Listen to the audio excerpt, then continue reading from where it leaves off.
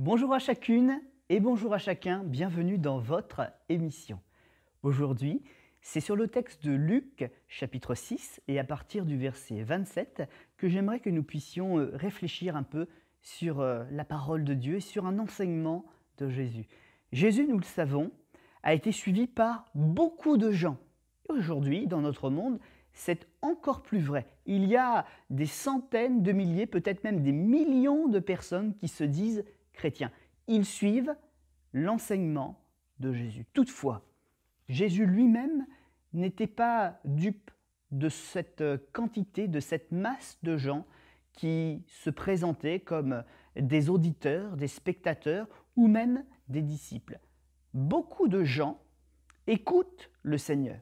Cela ne veut pas dire qu'ils croient tout ce qu'il dit ou qu'ils mettent en pratique ou fassent des efforts pour mettre en pratique tout ce qu'il dit.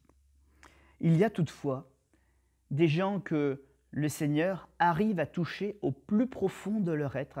Et c'est avec ces personnes-là qu'il ira un peu plus loin, notamment dans ce texte. Et dans ce texte, je relève quelque chose pour nous aujourd'hui. Ce sont 4 actions fortes que le Seigneur enseigne et nous demande de défendre tout au long de notre vie à son écoute, à grandir auprès de lui. Les 4 actions, les 4 verbes d'action sont les suivants. Aimer. Aimer vos ennemis, ce qui en soi est déjà peut-être l'un des plus grands défis de notre foi. Il ne nous dit pas de les tenir à l'écart, il ne nous dit pas que la paix c'est d'être un par ici et l'autre par là, il nous dit travailler au lien de la paix. Aimer mon ennemi, ce n'est pas le tenir éloigné de moi, mais c'est aussi d'apprendre à le connaître. Faites du bien, agir, ne pas simplement prier, ne pas simplement demander, ne pas simplement écouter, mais d'avoir des mains agissantes. Une des plus belles images d'un serviteur de Jésus qui a réussi, l'apôtre Paul, prend un jour la description de son maître et arrive à se l'appliquer. Il avait les mains abîmées par le travail, si bien qu'il n'avait pas à rendre de compte à personne, puisqu'il se nourrissait lui-même par son travail. L'annonce de l'Évangile, il la faisait avec joie, sans rien demander en retour. Il ne demandait pas de participation. Eh bien voilà aussi ce que le Seigneur nous demande. Ce ne sont pas nos budgets, ce ne sont pas nos actions, mais qu'est-ce que je fais avec le fond de mon cœur pour honorer et pour réaliser l'œuvre de Dieu dans ma génération. Le 3e point, là aussi, pas toujours si évident, bénissez. Ce n'est pas simplement un verbe d'action, nous sommes là dans un commandement du Seigneur. Bénissez. Interdiction donc de faire l'inverse, maudire. Nous ne sommes pas un peuple qui maudit, nous ne sommes pas un peuple qui dénigre ou qui murmure. Nous avons appris, à cause de la présence du Saint-Esprit en nous, ou grâce à la présence du Saint-Esprit en nous, à tenir en bride les mauvais sentiments, à les déposer vaincus au pied de la croix, afin de pouvoir avoir des sentiments surnaturels, les sentiments qui viennent de Jésus-Christ. Nous bénissons désormais. Et puis il y a également un 4e verbe, prier. Nous tenir constamment dans un esprit de prière. Ce n'est pas forcément être à genoux, être enfermé dans une chambre, mais c'est peut-être alors que je marche dans la rue, les yeux ouverts, mais que mon cœur est en prière, que ma langue est en action, qu'elle élève une louange, qu'elle élève un questionnement à Dieu. Sur quel chemin dois-je m'engager? As-tu quelque chose à me confier, Seigneur? En tout temps, faites des prières. 3 actions extraordinairement fortes qui rempliront tout notre emploi du temps, tout notre cœur et qui nous aideront par la grâce de Dieu à être vraiment dignes de sa volonté. Oh, ce n'est pas que nous le sommes, mais d'agir ainsi nous donne l'approbation de Dieu et nous rend dignes. Il y a 2 sentiments auxquels le chrétien est régulièrement confronté. Je dis 2, il y en a bien sûr plus que cela, mais j'en relève au moins 2.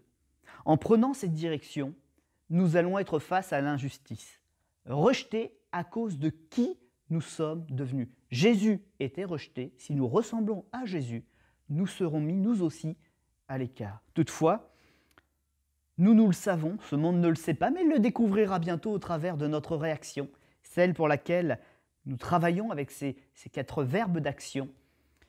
C'est que si nous faisons du bien alors qu'on nous maudit, c'est parce que nous ne sommes pas naïfs. Nous voyons bien que certaines personnes ne mériteraient pas, à dire humaine, d'être bénies, mais nous avons choisi de les bénir quand même, pour glorifier notre Seigneur.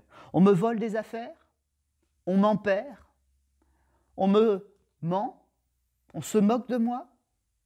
Et je décide d'appliquer la parole du Seigneur. Si une personne te demande de faire un 1000 avec elle, fais-en 2.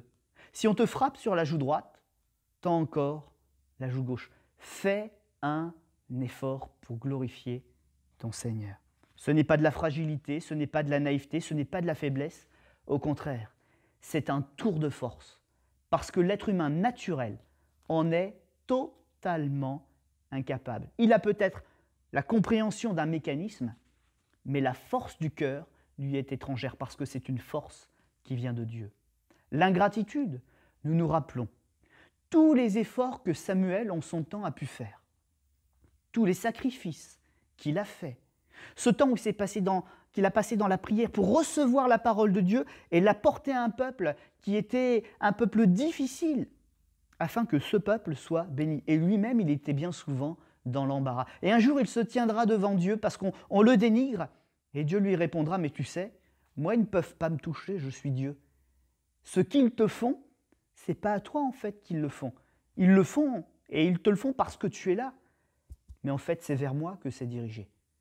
Et j'aimerais dire à une personne, si tu subis l'ingratitude parce que tu es chrétien, ne le prends pas pour toi. Détache-toi de ces paroles mauvaises. Ce n'est pas à toi qu'elles sont adressées.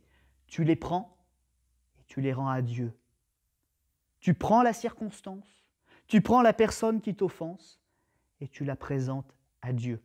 Il réglera lui-même cette affaire parce que cette affaire est la sienne. La Bible nous dit, ne nous lassons pas de faire le bien. Eh bien, que cette parole puisse s'accomplir, frères et sœurs, dans chacune de nos vies. Que le Seigneur nous en donne la force, qu'il nous en donne la foi, qu'il nous en donne la grâce.